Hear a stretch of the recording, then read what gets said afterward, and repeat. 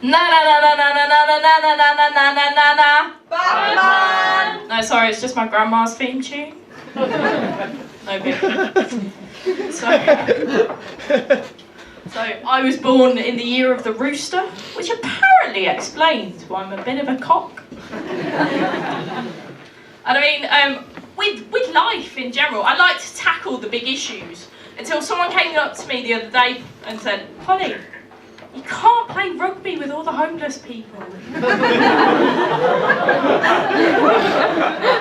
Imagine a record label that's based on the bartender from The Simpsons and the hometown he grew up in. I'd call it Motown.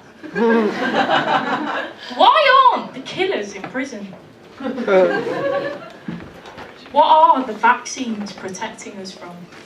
And I think the most fundamental question that's to be asked in sort of recent music is, what do Vampire Weekend do Monday to Friday?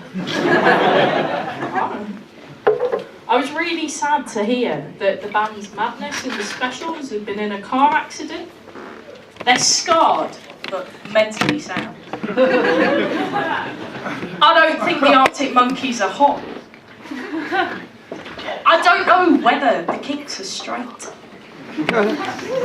However, I do think that the Kings of Leon's band name isn't particularly justifiable, because as we all know, the last king in the province of Leon, Spain, was Alfonso IX in 1230 AD. As everyone else knows that I Wikipedia this afternoon.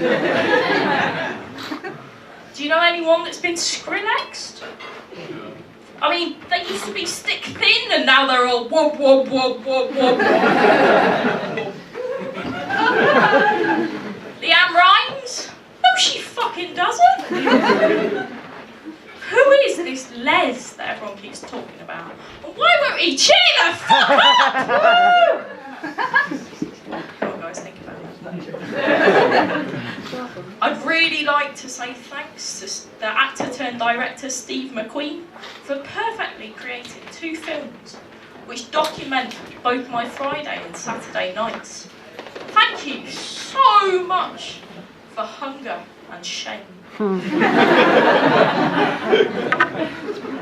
Have you seen the film about 3 occupational men who unfortunately are very hungry but have to share some food? I think it's called Tinker, Tailor, Soldiers, Pie. Talking of that film, Gary Oldman, the lead actor, he's not as young as he looks. I expected growing after that. Oh, guys. Imagine a sitcom that's based around a set of Jenga desperately in need of repair. I'd call it Faulty Towns. And I was watching one of my favourite films the other day, Dirty Dancing, and finally I took the punchline to heart. Well, not the punchline, that's me. Finally I took the tagline to heart. Nobody puts a baby in the corner. And I thought, no, Patrick Swayze, you're absolutely correct. Especially if your child goes to a circular-shaped nursery. What did the monosyllabic comedian say about his fitness regime? Jim! Me!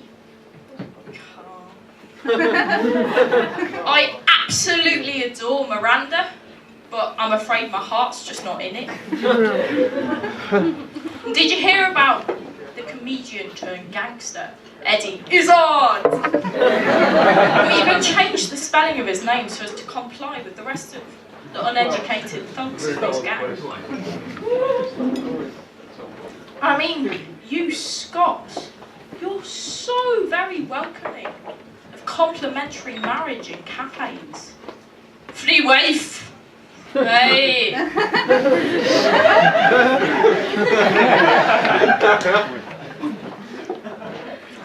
And last year I was living with 2 international students who were both, you know, getting jiggy with it, as to quote Will Smith in the 90s. And whenever they used to go to each other's sort of room to, they used to say the country where they were going to. So it's like, oh, I'm off to Germany.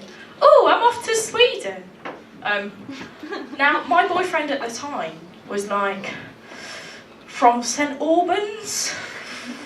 So if I said I'm going down south, it means something entirely different. And I'll leave you on this.